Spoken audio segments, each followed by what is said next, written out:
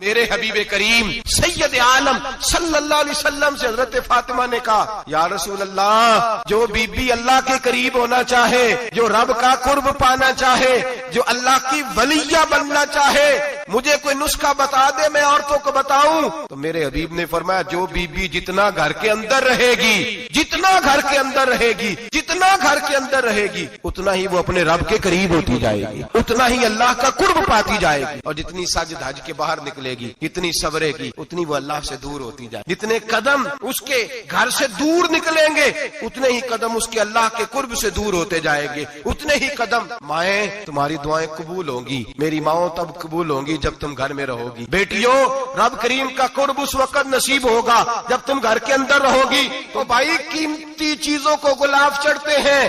کسی نے کبھی کیمسٹری غلاف پہ نہیں چھپائی، فزکس نہیں چھپائی، کبھی کسی شاعر ادیب نے اپنا لکھا ہوا شاعری کا کلام نہیں چھپایا۔ غلاف جب بھی چڑھتا ہے قرآن پاک کو ہی چڑھتا ہے۔ میرے بھائی، کروڑوں اور اربوں اور خربوں کا مکان بنا کے لوگ اس کو غلاف نہیں چڑھاتے۔ غلاف جب بھی چڑھتا ہے بیت اللہ کو ہی چڑھتا ہے۔ جو چیز قیمتی ہوتی ہے وہ غلاف پہ ہوتی ہے۔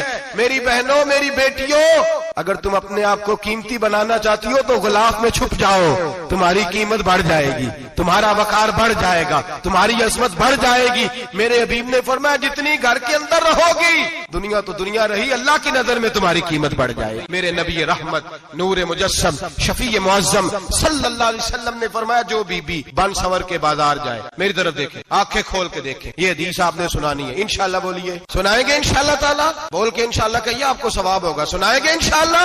میرے نبی کریم صلی اللہ علیہ وسلم نے فرمایا جو عورت بن سور کے بازار جائے، اب تو خیر بیویاں برقع پہن کے جاتی، برقعے پہ بھی کڑھائی کی، برقعے پہ بھی کام کرایا، برقعے پہ جو کام اور نقش نگاری ہوئی ہے وہ 10,000 کی ہے۔ برقع پردے کے لیے پہنا تھا، دکھانے کے لیے۔ یہ کیسا برقع ہے کہ اس نے برقع بھی پہنا ہوا ہے اور برقع بھی اس نے فیشن والا پہن لیا ہے؟ یہ کس طرح کا؟ اس تو پردے کو پردے کی ضرورت پڑ گئی۔ میرے حبیب پاک علیہ السلام نے فرمایا بلا ضرورت، عورت کو اجازت ہے، بیمار ہو تو ڈاکٹر کے پاس، عورت کو اجازت ہے، ضرورت پڑ جائے، گھر میں سودا سلف نہ آتا ہو تو لینے چلی جائے، عورت کو اجازت ہے، اگر گواہی کی ضرورت پڑ جائے تو پردہ کر کے قاضی عدالت کے پاس گواہی دینے جائے، عورت کو اجازت ہے حج پہ جائے، عورت کو اجازت ہے عمرے پہ جائے، عورت کو اجازت ہے کہ اگر کسی وقت جہاد کے لیے عورتوں کی ضرورت پڑ گئی تو حضرت فاطمہ اور جناب عائشہ کی سنت ادا کرے، جہاد کو جائے۔ لیکن اگر عورت موج کرنے جائے اور روز کہے وہ دیکھیں نا فلاں پارک میں تھے، آپ تو کبھی گئے ہی نہیں، فلاں جگہ تھے، آپ کے پاس تو فرصت ہی نہیں، فلاں میری سرگودے والی بہن کا خامن تو روز لے کے جاتا ہے، آپ نے تو کبھی توجہ نہیں فرمائی،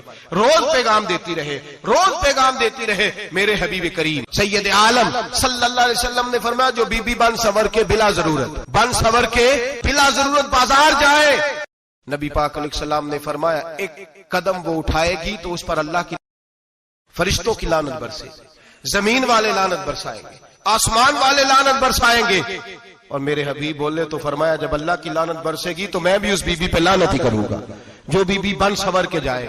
اور آگے سن لیں، میرے حبیب نے فرمایا اگر اس کا خامد راضی ہو، اس کے بن سور کے بازار جانے پہ آپ ناراض ہو جائیں، اللہ کرے اس بات پہ ہو ہی جائیں، اور اللہ کرے بدل جائے نظام، جو خامد خود میک اپ کرا کے تیار کرا کے پارٹی میں لے کر کے جائے، جو سامنے والی فرنٹ سیٹ پہ خود بغیر نقاب کے اس کو بٹھائے، جو موٹر سائیکل کی پشت پہ خود تیار کرا کے بٹھائے، اور جو خود کہے تو چلی جانا، جا تو شادی بھی تو دیکھا، فلاں کام بھی تو کرا، میں آزاد ہوں۔ میرے حبیب نے فرمایا جس کی بیوی بن سور کے جائے، جس کی بیوی میک اپ کر کے جائے، چیلم پہ بھی بیوٹی پارلر سے ہو کے جاتی ہے، جس کی بیوی بن سور کے نکلے وہ راضی ہو، وہ خوش ہو۔ بعض ایسے منع کرتے ہیں، ناراض ہوتے ہیں، وہ گناہ صرف عورت کے ذمے ہے، لیکن اگر عورت بن سور کے نکل رہی ہے اور خامد راضی ہے، وہ کہتا ہے ہاں ہم ماڈرن ہیں، ہم جدید دور کے ہیں، ہاں جدت اسی کا نام ہے، ہاں پھر لوگوں کو پتا کیسے چلے گا ہمارے پاس پیسے ہیں، کیسے پتا چلے گا کہ 3 گاڑیاں ایک ابا جی کے پاس ہے، ایک بیٹی کے پاس ہے، ایک بیوی کے پاس ہے، کیسے پتا چلے گا کہ ہم بہت تعلقات والے ہیں، ابا جی فلاں شادی پہ، بیٹی فلاں گھر میں، اور بیوی فلاں گھر چلی گئی، ہمارے تعلقات زیادہ ہے اس لیے ہمیں زیادہ جانا پڑتا ہے۔ میرے حبیب کریم علیہ السلام نے فرمایا عورت بن سور کے جائے، خامد راضی ہو، وہ جتنے قدم اٹھائے گی اتنے ہی اپنے خامد کے لیے جہنم میں مکان تعمیر کرے گی۔ فرمایا اس کے خامد کے لیے اتنے مکان دوزخ میں تیار ہو گئے، وہ جلایا جائے گا، وہ تپایا جائے گا، وہ جہنم کی آگ کا ایندھن بنے گا۔ اور میں نے شاید آپ کو درجنوں بار حدیث سنائی ہو، میرے کریم رسول نے فرمایا بی بی ایک ہوگی پر 4 آدمیوں کو جہنم میں لے کے جائے گی۔ یا رسول اللہ کس کو؟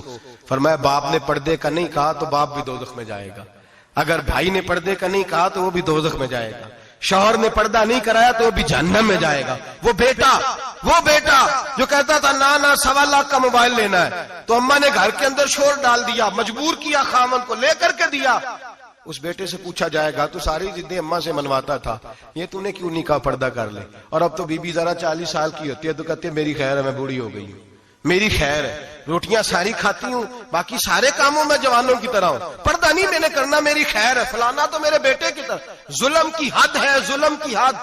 کزن ایک دوسرے سے ہاتھ ملاتے، کزن، وہ کس مصیبت کا نام ہے؟ کہتے یہ بھائی ہے، او بھائی یہ بھائی ہوتا تو اس سے نکاح ناجائز ہوتا، اب چونکہ اللہ نے اس کے ساتھ نکاح کو حرام رکھا ہے تو یہ تمہارا بھائی ہو سکتا؟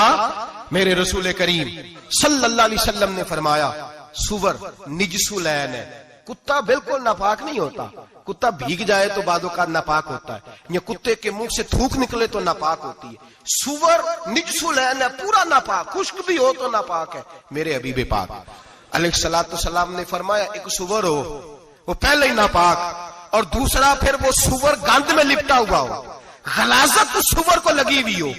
فرمایا ایک تو سور جو نجس العین ہے اور پھر وہ گند میں لپٹ جائے، غلاظت میں بھر جائے، اس کے پورے وجود کو گندگی لگ جائے۔ فرمایا وہ سور گندگی اور غلاظت میں لپٹا ہوا تیرے جسم سے لگ جائے تو اتنا برا نہیں جتنا غیر محرم عورت کا وجود تیرے وجود سے لگ جائے تو برا ہے۔ کس قدر تفصیل دی، کہاں سے بات شروع کی اور کہاں میرے نبی نے سکھائی۔ کزن ہاتھ ملا رہی ہے، کزن کے ساتھ بازار جایا جا رہا ہے، کزن کے ساتھ فلاں کام ہو رہا ہے، کزن کو چچا کا بیٹا بھائی ہوتا ہے، اگر یہ سگا بھائی ہوتا تو اس کے ساتھ نکاح ناجائز ہوتا۔ خدا را آ جاؤ، لوٹ آؤ، واپس پلٹو دین کی طرف، لوٹو اس تباہی سے نکلو۔ یہ جو آگ ہے، یہ جو بے سکونی ہے، یہ جو تماشا ہے، یہ لاکھوں کمانے کے باوجود جو بے برکتی ہے، یہ بڑی بڑی فوجوں کے باوجود جو روز میتیں اٹھتی ہیں، یہ جو روز جنازے پڑے جاتے ہیں، یہ جو روز بیٹیاں بیوہ ہوتی ہیں، یہ جو روز ماؤں کے سہاگ لٹتے ہیں، یہ ہماری نافرمانیاں ہیں۔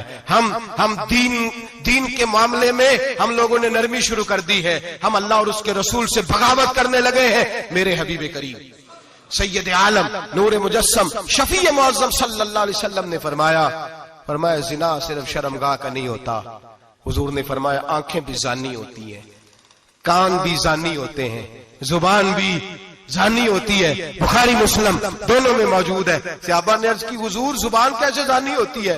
فرمایا جو نماز کے باوجود گند بولتا ہے، غلیظ گفتگو کرتا ہے، وہ زبان کا زانی ہے۔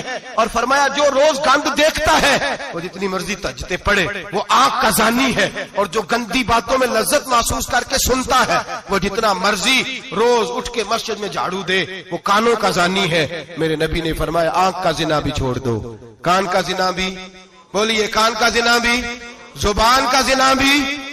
مسند امام احمد بن حنبل اٹھائیے، ایک صحابی نے عرض کی حضور نماز میں دل نہیں لگتا، میرا قرآن پاک میں دل نہیں لگتا، درود و سلام میں دل نہیں لگتا۔ آمنہ کے معصوم لال نے کیا جواب دیا؟ حضور نے فرمایا جا اپنی نظر جا کے پاک کر لے، اللہ کے نبی کا وعدہ ہے تیرا سجدے میں دل لگنے لگ جائے گا۔ جا اپنی آنکھ کو طہارت دے، وضو کرا، نظروں کو پاک کر، اللہ کے رسول کا وعدہ ہے تیرا قرآن پاک میں دل لگے گا۔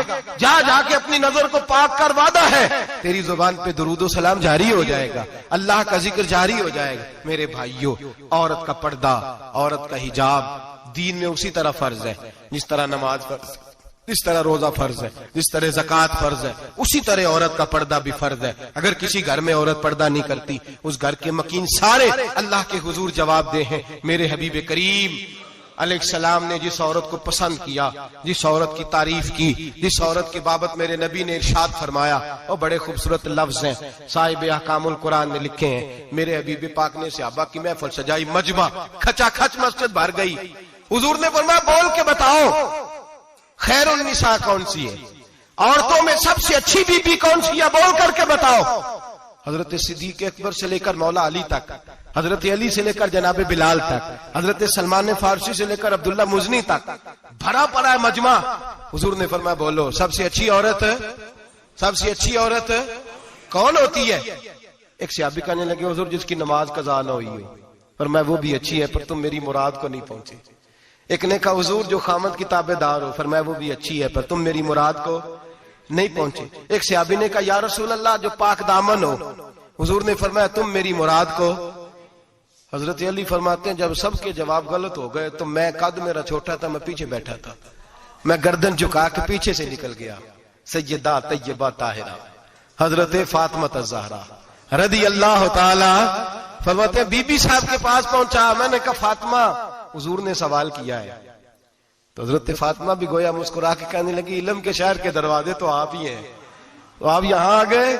کہا حضور نے سوال کیا ہے اور مجھ سے لے کر ابو بکر عمر عثمان غنی تمام کو کسی کو جواب نہیں آیا. حضور نے پوچھا بہترین عورت کون ہوتی ہے؟ بہترین خیر النساء، بہترین بی بی کون ہوتی ہے؟ تو حضرت سیدہ فاطمہ کہنے لگی علی بڑی سادی سی بات تھی، سادی سی بات تھی، سمجھ نہیں آئی؟ کہ فاطمہ بتلا دو اتنی سادی ہے. تو حضرت فاطمہ کہنے لگی سب سے بہترین عورت وہ ہوتی ہے نہ کبھی غیر محرم نے وہ بی بی دیکھی ہو. اگلے جملے بھی یاد رکھنے، نہ کبھی غیر محرم نے وہ بی بی دیکھی ہو، اور فرمایا نہ اس بی بی نے کبھی کوئی غیر محرم دیکھا ہو. صرف مرد پہ پابندی نہیں کہ وہ عورت نہ دیکھے، فرمایا عورت پہ بھی پابندی ہے کہ وہ بھی غیر محرم کا چہرہ نہ دیکھے. فرمایا بی بی نے بھی غیر محرم نہ دیکھا ہو، وہ خیر النساء ہے، وہ سب سے اعلیٰ. حضرت علی کہتے میں جھٹ سے آیا، پیچھے بیٹھا، بات ابھی جاری تھی، میں نے ہاتھ کھڑا کر دیا. میں نے کہا حضور میں بتاؤں؟ نبی پاک نے فرمایا بتلاؤ. تو کہتے میں نے کہا حضور بہترین بی بی وہ ہوتی ہے جس نے نہ کبھی غیر محرم دیکھا ہو اور نہ غیر محرم نے کبھی اسے دیکھا ہو. علی فرماتے ہیں میں نے جواب دیا تو میرے رسول کی آنکھوں میں آنسو آ گئے. حضور روئے اور فرماتے ہنستے مسکراتے اچانک صحابہ کے آنسو برسنے لگے.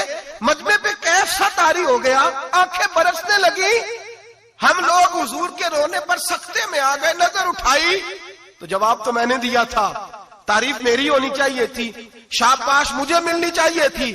میرے حبیب نے رو کے آنسو پوچھ کے فرمایا میں تمہیں کہتا نہیں الفاطمہ تو بدعۃ منی، فاطمہ واقعی میرے جگر کا ٹکڑا ہے، فاطمہ میرے وجود کا حصہ ہے، میں تمہیں کہتا نہیں رہتا.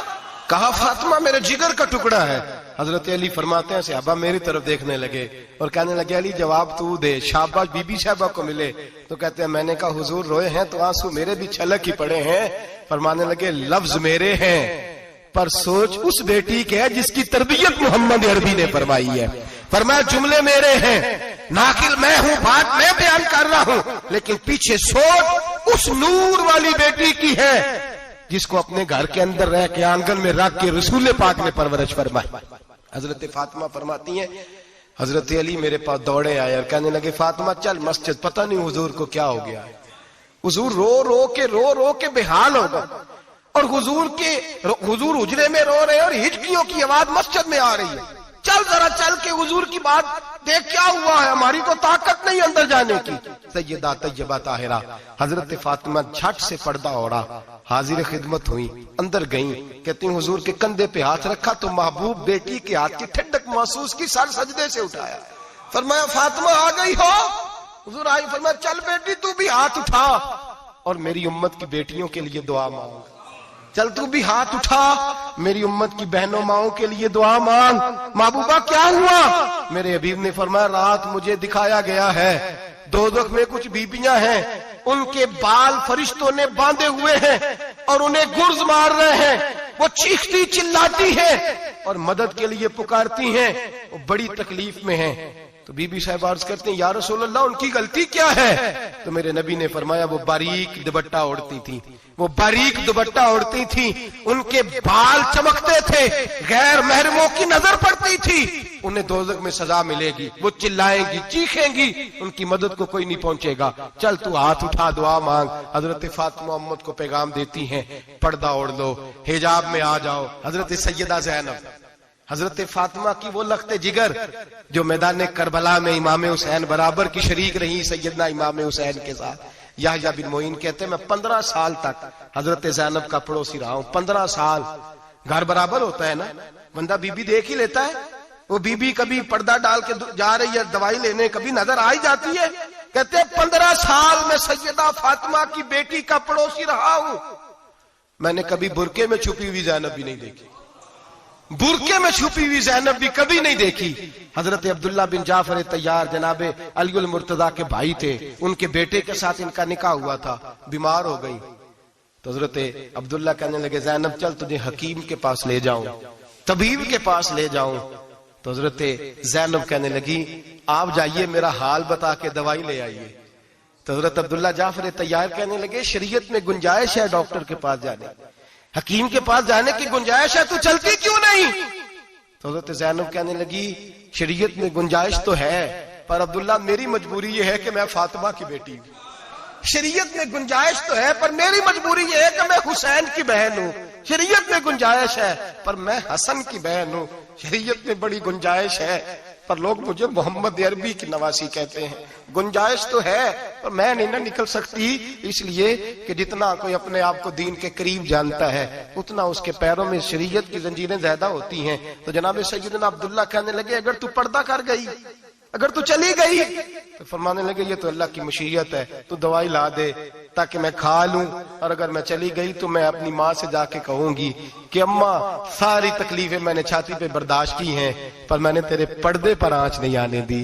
मेरे भाई ये उसवा नूर है, ये उसवा हसना है, ये हमें सिखाया जा रहा है। मेरे हबीब करीम की बीवियों का ये हाल था, बीवियों का अपने घर के आंगन में हजरत आयशा सिद्दीका, हजरत सौदा जनाब अफसा अपने सेन में जब बैठती थी ना तो दीवार की तरफ मुंह करके बैठती थी, दीवार के साथ लग के दीवार की तरफ। बीबियां अपने घर के अंदर भी दीवार की जानिब मुंह करके बैठती थी। लोग पूछती, बीबियां पूछती कि अपने घर में भी दीवार को मुंह करने का मतलब? कहती हो सकता है कुछ छत पे चढ़े अचानक नजर पड़े, तो हम चाहती हैं फिर भी हमारा चेहरा नजर ना आए उसे, फिर भी हमारा चेहरा नजर, हम अपने घर के अंदर भी पाबंद रहती हैं कि हमारे चेहरे नजर ना आए। खुदा रा बड़े पैसे जिंदगी में लुटाए हैं, 1,000 1,500 बुरके पे भी खर्च करो, वो घर ले जाओ, वो अम्मा को भी दो, बहन को भी दो, बीवी को भी दो, उसको कोई ये पहन ले। इसलिए कि जब तो हजरत फातिमा के तरीके का पर्दा करेगी तो तेरे आंगन में सैयदा ज़ैनब की तरह की बेटियां पैदा होंगी, वो उस सुन्नत पे चलने वाली बेटियां तेरे आंगन में आएंगी। खुदारा मेरे भाई आज ये नियत करो, ये इरादा करो और अपने घरों को पर्दे का पाबंद बनाओ। अगर एक बेटी पर्दादार हो गई तो कई खानदान पर्दादार हो जाएंगे, अगर एक बेटी पर्दादार हो गई तो कई घराने संवरेंगे, कई जगह पे नूर फैलेगा। ऐ अर्श के मालिक, ऐ मेरे महबूब के खुदा, तुझे वास्ता है मेरे महबूब की बीवियों का और तुझे सदका हुजूर की शहजादियों का। ऐ अल्लाह इतना करम बरसा, इतनी रहमत बरसा कि मेरे वतन की बेटियां और मेरे वतन की माएं बहनें बच्चियां ये समझ जाएं कि हमारी निजात सिर्फ हजरत फातिमा के बुरके में है।